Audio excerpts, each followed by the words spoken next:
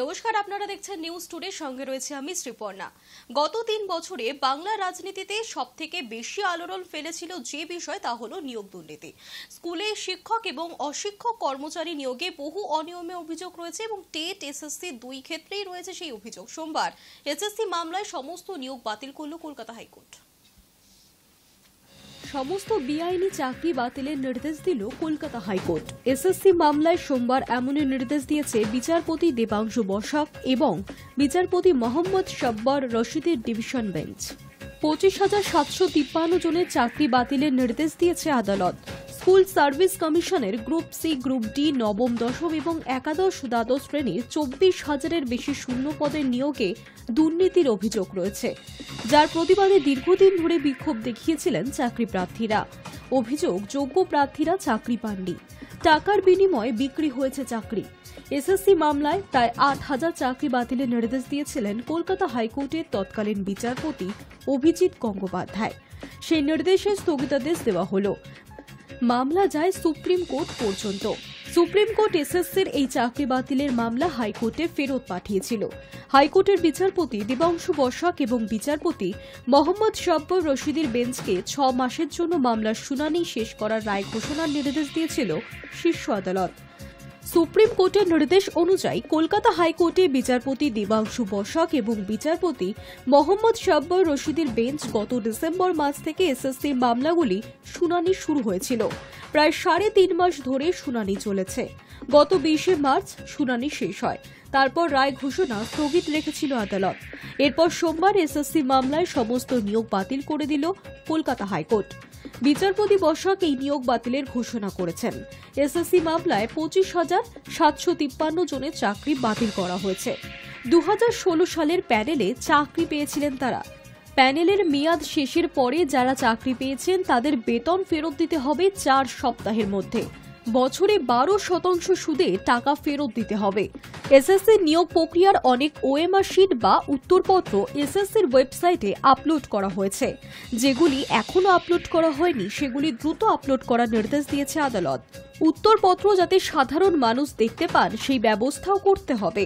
তবে সোমা দাস নামের এক চাকরি প্রাপকের চাকরি থাকবে বলে জানিয়েছে হাইকোর্ট, কারণ তিনি ক্যান্সারে আক্রান্ত। মানবিক কারণে তার চাকরি বহাল রেখেছে আদালত।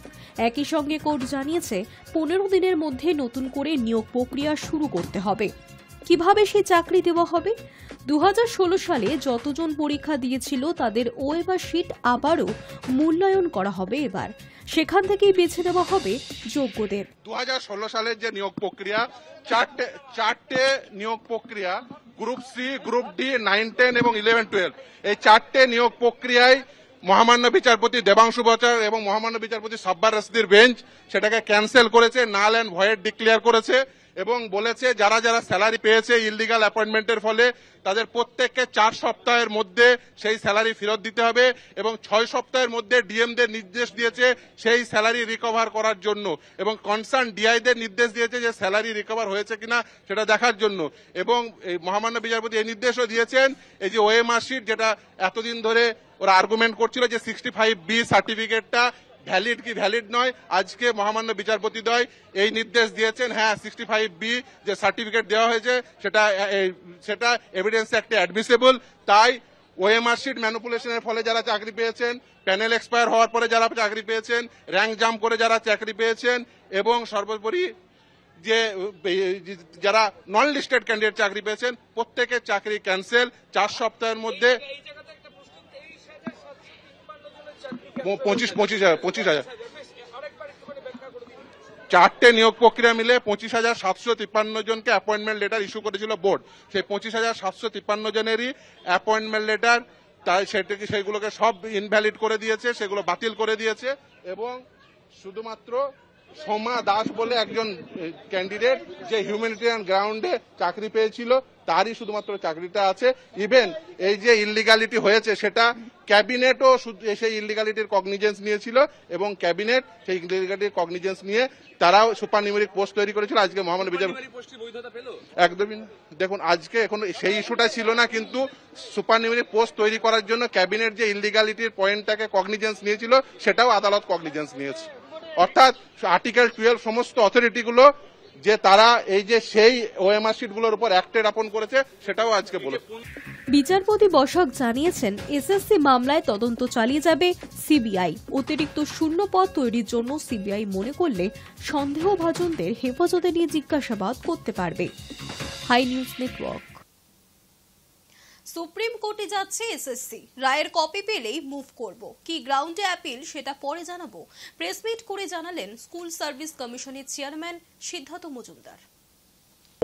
সংখ্যার চাকরি যারা করছেন চাকরিজীবী, তাদের চাকরিরত শিক্ষাকর্মী এবং শিক্ষক, তাদের ব্যাপারে সিবিআই এর একটা অভিযোগ ছিল, তথ্য প্রমাণ সহকারে কিছু বক্তব্য ছিল, যেটা মহামান্য আদালত গ্রহণ করেছিলেন এবং বাতিল করেছিলেন অতীত 2022 সাল থেকেই। তা আজকে নতুন তথ্য প্রমাণ আমাদের কাছে অন্তত তেমন কিছু নেই, তাহলে যে 24,000 জনের যে তালিকা বাতিলের যে রায়, তার বিরুদ্ধে আমরা এই যোগ্য অযোগ্যের যে কি বলবো বিভাজন, সেটা তো আমরা অবশ্যই এভিডেভিট সহকারে এই কোর্টে কিন্তু পেশ করেছি, যে আমাদের চোখে এবং অবশ্যই সিবিআই এর অনুসন্ধানের পরে কতজন মোট নিয়োগ পেয়েছেন, আমাদের তরফ থেকে সুপারিশ পেয়েছেন এবং কতজনের ব্যাপারে অভিযোগ আছে। চিন্তা করবেন না, হতাশ হবেন না, জীবনের ঝুঁকিও নেবেন না, আমি আপনাদের পাশে রয়েছি। এসএসসি নিয়ে কলকাতা হাইকোর্টের রায় সম্পর্কে মন্তব্য করলেন মুখ্যমন্ত্রী। বলি, বোমা ফাটাবেন, বোমা। কি বোমা? না তো 26,000 টিচারদের চাকরি চলে যাবে। আমিও বলে রাখি, আমরাও লড়ে যাব, লড়াই করব। যাদের কথা বলা হয়েছে চাকরি বাতিল করা হলো, চিন্তা করবেন না, হতাশ হবেন না, কেউ জীবনের ঝুঁকি নেবেন না। আমরা সবাই আপনাদের পাশে আছি এবং যতদূর লড়াই করার আমরা লড়াই করব। একজনকে দেখলেন না, বিজেপির হয়ে ভোটে দাঁড়িয়ে গেল, তার অর্ডার ছিল এটা। সুপ্রিম কোর্ট এটাকে একদম স্যাটিসফাইড করে দিয়েছিল, দিয়ে বলেছিল নতুন ডিভিশন বেঞ্চ করে আলোচনা হোক। আরে কাকে নিয়ে করবেন নতুন ডিভিশন বেঞ্চ? বিচারের বাণী নীরবে নিভৃতে কাঁদে, কতদিন আগে রবীন্দ্রনাথ ঠাকুর লিখেছিলেন। সবাই, আমি বিচারক নিয়ে বলছি না, রায় নিয়ে আমি বলতে পারি, এটা আমার অধিকার আছে। টোটাল রায়টাকে আমরা চ্যালেঞ্জ করছি, তার কারণ 26,000 ছেলে মেয়ে মানে প্রায় 1.5 লক্ষ 2 লক্ষ পরিবার। বলছে কিনা 8 বছর তারা চাকরি করেছে, 4 সপ্তাহের মধ্যে সব টাকা ফেরত দিতে হবে। Is it possible? এসএসসি মামলার রায় ঘোষণার পর হাইকোর্টের রায়কে স্বাগত জানিয়ে মুখ্যমন্ত্রীর পদত্যাগের দাবি করেছেন কলকাতা হাইকোর্টের প্রাক্তন বিচারপতি তথা বিজেপি নেতা অভিজিৎ গাঙ্গুলি। তিনি যেভাবে শিক্ষিত এবং যোগ্য চাকরি প্রার্থীদের জীবন নষ্ট করেছেন এতদিন ধরে, একের পর এক মামলা সুপ্রিম কোর্টে নিয়ে গেছেন, তারপর সুপ্রিম কোর্ট 19টা মামলা এবং তারপরে তার সঙ্গে আরো অনেক মামলা যুক্ত হয়েছিল কলকাতা হাইকোর্টে, জাস্টিস দেবাংশু বসাক এবং জাস্টিস সব্বর রশিদি ডিভিশন বেঞ্চে, এবং দীর্ঘদিন ধরে তাদের সব কোর্ট আনকোর্ট বিখ্যাত উকিলরা সে মামলা লড়েছিলেন। আজকে হাইকোর্ট তার হাইকোর্টের উপযুক্ত একটা রায় দিয়েছে, প্রথম। দ্বিতীয় কথা, যারা যোগ্য প্রার্থী হিসেবে উঠে আসবেন, যাদের পুনর্মূল্যায়নের ফলে যাদের যোগ্য প্রার্থী বঙ্গবন্ধু চাকরিও করছিলেন, নিশ্চয়ই রাজ্য সরকার, তখন যে রাজ্য সরকার থাকবেন, আমি আশা করছি নির্লজ্জ সরকার আজকেই পদত্যাগ করবে। আশা করতে পারি, আর কি করতে পারি? আমার ক্ষমতা থাকলে আমি তাদেরকে কান ধরে টেনে নামিয়ে দিতাম এই ক্ষমতা থেকে। যোগ্য মানুষের চাকরি যাওয়াতে বিজেপির নেতারা যেভাবে আনন্দ করছেন তা চাকরি প্রার্থীদের পক্ষে বেদনার, মন্তব্য শিক্ষামন্ত্রী ব্রাত্য বসুর। বোধহয় শিক্ষক এবং অশিক্ষক সব মিলিয়ে 1,004-5-এর বিরুদ্ধে অভিযোগ ছিল, তা প্রায় 26,000-এর চাকরি গেল। অর্থাৎ যারা যোগ্য, মানে প্রায় 19,000 যারা যোগ্য আছে তাদের চাকরি গেল। অথচ এসএসসিকেই মাননীয় বিচারপতি বলছেন যে টেন্ডার প্রক্রিয়া ডেকে নতুন নিয়োগ প্রক্রিয়া চালু করতে এবং এদের যারা যেটা ওএমআর শিট আছে তার রি-ইভ্যালুয়েট করতে।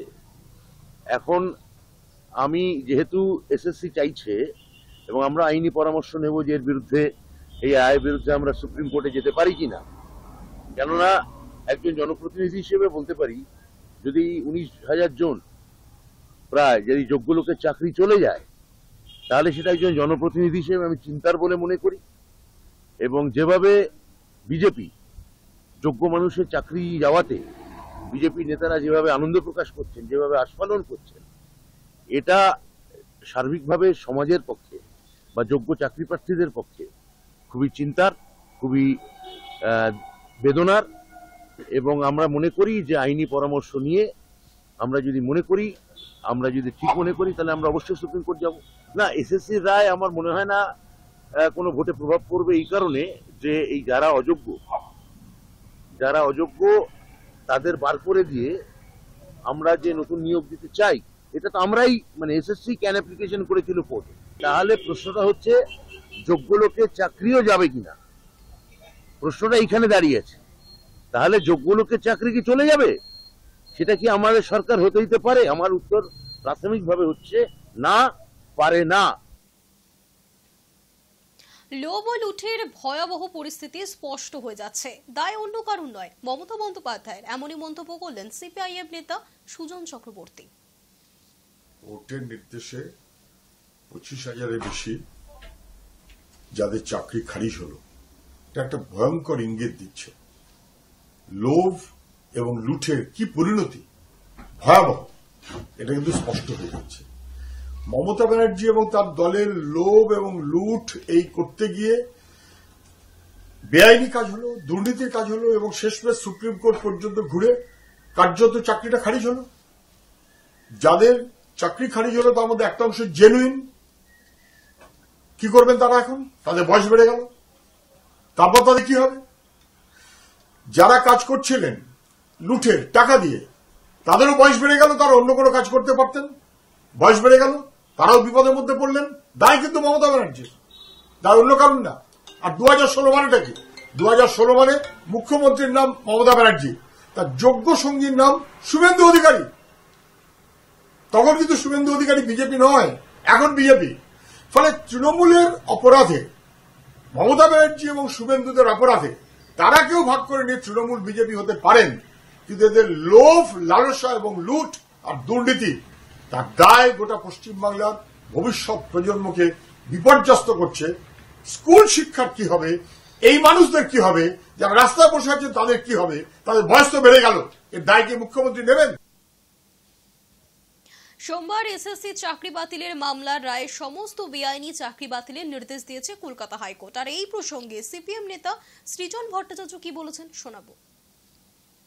এসএসসি মামলার রায় বেরিয়েছে, অত্যন্ত গুরুত্বপূর্ণ রায়। ভোটের মুখে এক ধাক্কায় 23-24 হাজার শিক্ষক পদ বাতিল হয়ে গেল। চাল আর কাকড় আলাদা করতে পারেনি হাইকোর্ট। তৃণমূলের দুর্নীতির সৌজন্যে যোগ্য চাকরি প্রার্থীরা মার খেয়ে গেলেন। আমরা যোগ্য চাকরি প্রার্থীদের পাশে আছি প্রথম থেকে, এবং যারা চাকরি পাওয়ার কথা ছিল না, তৃণমূলকে টাকা দিয়ে সাময়িকভাবে চাকরি জুটিয়েছিলেন, তৃণমূল আশ্বস্ত করেছিল, তাদেরকে এখন বলছি, কোথায় কোন সরকারি অফিস, কোথায় কোন তৃণমূলের পার্টি অফিস, কোথায় কোন তৃণমূল নেতা আপনার থেকে টাকা নিয়েছিল, তার কাছে যান, প্রয়োজনে আমরা থাকবো, টাকা ফেরত চান গিয়ে। মানুষকে লুট করে, মানুষকে বিভ্রান্ত করে যারা আঙুল ফুলে কলা গাছ হয়েছে তাদের শাস্তি প্রয়োজন। এ শুধু এসএসসি বলে নয়, টেট, অন্যান্য পিএসসি, যাদবপুরের তৃণমূল প্রার্থী টেটে নাম জড়িয়েছিল, কেন্দ্রীয় তদন্তকারী সংস্থা একবার ডাকলো, গেলেন, পরের বার ডাকলো, গেলেন না, কেউ কিছু বলল না। তার মানে কি সেটিং করলো? কোন সেটিং এর বরাব হয়, কোন সেটিং এর ভরসায় তৃণমূল দুর্নীতি করে গেছে এতদিন? আমরা এগুলোর জবাব চাই, দুর্নীতিগ্রস্তদের শাস্তি চাই। যারা যারা চাকরি চুরিতে নাম জড়িয়েছে হয় জেলে যাবে, নয় বিজেপিতে যাবে। বিজেপিতে গিয়ে পার পাবে না, জেলে পাঠানোর জন্য লাল ঝান্ডা আছে। সোমবার এসএসসি মামলায় সমস্ত নিয়োগ বাতিল করেছে কলকাতা হাইকোর্ট। আর সেই প্রসঙ্গে দার্জিলিং এর বিদায়ী সাংসদ এবং নির্বাচনী প্রার্থী রাজু বিস্তার মন্তব্য, আগে এই সরকারকে বাদ দেওয়া উচিত। 24,000 जो है, जिन लोगों को नौकरी मिला था और हाईकोर्ट का सख्त आदेश आया है कि एक तो उनको खारिज कर दिया और उनको ये कहा कि अब तक जो भी आपको तनख्वाह मिला है सरकार की तरफ से वो वापस लौटाना है। लेकिन दोष उस 24,000 का नहीं है। जिस शिक्षक ने पढ़ाई करके और जो है पूरा जीवन मतलब पढ़ाई में लगा दिया, घर परिवार की संपत्ति लगा दी और जाकर के उसको नौकरी मिली और जिस व्यवस्था में मिली, मैं उस 24,000 को दोषी नहीं मानता। पापी दोषी वो है जिस नेता ने पैसे दिए। और जो है कानून को सख्ती से कार्रवाई पहले उन लोगों के ऊपर जरूर करना चाहिए जिन नेताओं ने भ्रष्टाचार किया, जिन नेताओं ने उनको मजबूर किया पैसे देने के लिए, एक उनके ऊपर कार्रवाई होना चाहिए। दूसरा, जो नेताओं के चमचे हैं, ये नेताओं के 26 परिवार के लोगों को जिनको नौकरी मिली, उनके ऊपर कार्रवाई होनी चाहिए। अब 24,000 के 24,000 जनता वो तो जो है मतलब दोषी नहीं हो सकती, लेकिन उस प्रक्रिया में फंस गए वो, क्योंकि आपने स्टेट का माहौल ऐसा बना दिया, बगैर 10 लाख 20 लाख 25 लाख दिए आपको नौकरी नहीं मिलती। तो मुझे लगता है, मैं तो ये कहूंगा कोर्ट को पहले सरकार को बर्खास्त कर देना चाहिए। এসএসসি নিয়োগ মামলায় কলকাতা হাইকোর্টের নির্দেশে চাকরি গিয়েছিল রাজ্যের শিক্ষা দপ্তরের প্রাক্তন প্রতিমন্ত্রী পরেশচন্দ্র অধিকারীর মেয়ে অঙ্কিতা অধিকারীর। আর সেই চাকরি পেয়েছিলেন ববিতা সরকার, কিন্তু ববিতার চাকরিও স্থায়ী হয়নি। তার চাকরি পেয়েছিলেন অনামিকা রায়। সোমবার কলকাতা হাইকোর্টের রায়ের পর সেই অনামিকারও চাকরি বাতিল হলো।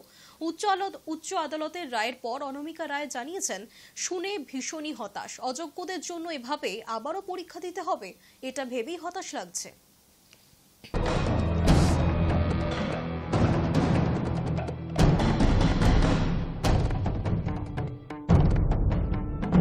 দেখুন, স্বভাবতই খুবই হতাশ, কারণ এইরকম রায় হবে এটা কখনো আশা করিনি। মানে কিছু অযোগ্য চাকরি প্রার্থীর জন্য যে যোগ্য চাকরি প্রার্থীদের এইভাবে মানে একটা সমস্যার মধ্যে পড়তে হবে বারবার, সেটা আজকে না, মানে অনেকদিন আগে থেকে কিন্তু যোগ্য চাকরি প্রার্থীদের বিভিন্ন রকমভাবে সমস্যায় পড়া হচ্ছিল এবং বারবার করে প্যানেল ক্যান্সেলের হুঁশিয়ারি দেওয়া হচ্ছিল। তো এটা আমি ভেবেছিলাম যে হয়তো বিচার ব্যবস্থার প্রতি তো আমাদের প্রথম থেকে আস্থা রয়েছে আমার, তো আমি ভেবেছিলাম হয়তো এমন একটা রায় হবে সেখানে হয়তো যোগ্য চাকরি প্রার্থীদের কোনো রকম সমস্যার মধ্যে পড়তে হবে না, কিন্তু সেটা আমার সম্পূর্ণ ধারণাটা ভুল দেখলাম আমি, যে ভুল প্রমাণিত হলো। যে আজকে যে রায় হলো, সেই রায়টা কিন্তু একেবারে কোনোভাবে আশা করা যাচ্ছে না যে এটা কেমন একটা রায় হলো যে কিছু জন অযোগ্য চাকরি প্রার্থীদের জন্য তাদেরকে কিন্তু প্যানেল থেকে অনেকদিন আগেই আলাদা করে বের করে দেওয়া হয়েছে, যে নাম ওএমআর ম্যানিপুলেশন, র্যাঙ্ক জাম সবটাই কিন্তু, বা প্যানেল এক্সপায়ার হওয়ার পর যারা চাকরি পেয়েছে প্রত্যেকটাই কিন্তু আলাদা আলাদা করে আদালতে পেশ করা হয়েছিল সেই সমস্ত নথি। কিন্তু আজকে দেখা গেল যে পুরো প্যানেলটাই কিন্তু ক্যান্সেল করা হলো। তাহলে তো সেই ইয়ের কোনো আর মানে মান্যতাই থাকলো না। তাহলে এতদিন ধরে যে তদন্ত হলো বা এতদিন ধরে যে এত রকম কিছু হলো, জমা পড়লো আদালতে, তাহলে তো সেগুলোর কোনো রকম, তাহলে তো প্রথমেই প্যানেল ক্যান্সেল করে দিতে পারতো। তো এতটা সময় নেওয়ার তো দরকার ছিল না আমার মনে হয়। তো আমার মনে হয় যে মানে খুবই একটা বাজে, মানে কি বলবো, মানে আমার দিক থেকে একটা মানে এই রায়টা ভীষণভাবেই একটা প্রভাব ফেললো আর কি যোগ্য চাকরি প্রার্থীদের মনে। কারণ এই রায়টা হবে আমরা কখনো আশা করিনি। আমরা ভেবেছিলাম যে না, আদালতের কাছে যেহেতু সব রকম তথ্যই আছে, সব রকম নথি আছে, তাহলে রায়টা হয়তো সেই রকমই হবে যে যোগ্য এবং অযোগ্য চাকরি প্রার্থীদের আদালত আলাদা করতে পারবে, কিন্তু সেটা একদমই করলো না। সেটা দেখা গেল যে পুরো প্যানেলটাই বাতিল করে দিল, কিন্তু এটা কিন্তু কখনোই কাম্য নয়। বহরমপুরের মানুষ এবার অধীর চৌধুরীকে মুখের ওপর জবাব দেবে। কুমারগঞ্জে নির্বাচনী জনসভায় যাওয়ার আগে বাগডোগরা বিমানবন্দরে সাংবাদিকদের মুখোমুখি হয়ে মন্তব্য করলেন শুভেন্দু অধিকারী। बहरमपुर में वोट लेने के लिए सब बात करता है और पार्लियामेंट जाकर मोदी जी को गाली करता है। बहरमपुर का जनता इस बार अधीर चौधरी को मुंहतोड़ जवाब देगा। वो पिछले 5 साल बहरमपुर के लिए एक शब्द भी प्रयोग नहीं किया। मोदी जी को पार्लियामेंट में गाली देना उनका काम था। उनका जितना स्टेटस वो मोदी जी का कृपा में, कांग्रेस का पास आंकड़ा नहीं है, लेकिन मोदी जी ने ऑपोजिशन का रिकॉग्नाइजेशन दिया। स्टेट पुलिस उनका साथ नहीं है, मोदी जी ने उनको सीआरपीएफ प्रोटेक्शन दिलाया घूमने के लिए। तो सब खत्म हो जाएगा 4 जून का बाद। मोदी है तो मुमकिन है। মুর্শিদাবাদের হরিহরপাড়ায় নির্বাচনী প্রচারে ঝড় তুললেন মোহাম্মদ সেলিম। সোমবার সকালে মুর্শিদাবাদ লোকসভা কেন্দ্রের হরিহরপাড়া বিধানসভা নিশ্চিন্তপুর, বহরান, প্রদীপডাঙ্গা, তাজপুর, খিদিরপুর, বিহারিয়া সহ হরিহরপাড়ার বিভিন্ন এলাকায় পায়ে হেঁটে নির্বাচনী প্রচার সারলেন মুর্শিদাবাদ লোকসভা কেন্দ্রের সিপিআইএম এর প্রার্থী মোহাম্মদ সেলিম। যেখানে আমি যাচ্ছি আমি তার লোকজন নিয়ে ঘুরি না, লাউ লস্কর নিয়ে ঘুরি না। যেখানে যাই সেখানে বাম, কংগ্রেসের কর্মী সমর্থক, এমনকি তৃণমূলের সমর্থক, বিজেপির সমর্থক, তারাও জুটে যাচ্ছে আমার সঙ্গে। এটা আমার যেখানে আমি যাই আজকে হরিহরপাড়া, সারি হরিহরপাড়া। এবার আমাদের কংগ্রেস এবং বামপন্থী যে কোঅর্ডিনেশন টিম আছে তারা যে প্ল্যান করেছে যে পাড়ায় যাবে আমাকে নিয়ে যাবে। আমি গোটা রাজ্য কনস্টিটুয়েন্সি সবকটা পাড়ায় ঘুরছি, সবকটা গ্রামে যাচ্ছি। প্রায় 3/4 হয়ে গেছে, 1/4 বাকি আছে, বাকিগুলো মুর্শিদাবাদ কেন্দ্রে কি রেড রেভলিউশন শুরু হলো? আমরা রেভলিউশন করছি, এরা বললে ভুল হবে। ভোট এটা হচ্ছে দেশটাকে বাঁচানো, সংবিধানটাকে বাঁচানো, আর দেশে বিজেপিকে সরিয়ে একটা ধর্মনিরপেক্ষ গণতান্ত্রিক সরকার তৈরি করা। যারা হকের কথা বলবে, যারা রুটি রুজির কথা বলবে, যারা মানুষকে ভয় দেখাবে না, যারা কে কি খায়, কি পরে, কোন ভাষায় কথা বলে, সেই দেখে বুলডোজার দিয়ে ঘর ভেঙে দেবে। নিউজ টুডে এখনকার মতো এই পর্যন্তই। দেখতে থাকুন হাই নিউজ, নির্ভীক, নিরপেক্ষ।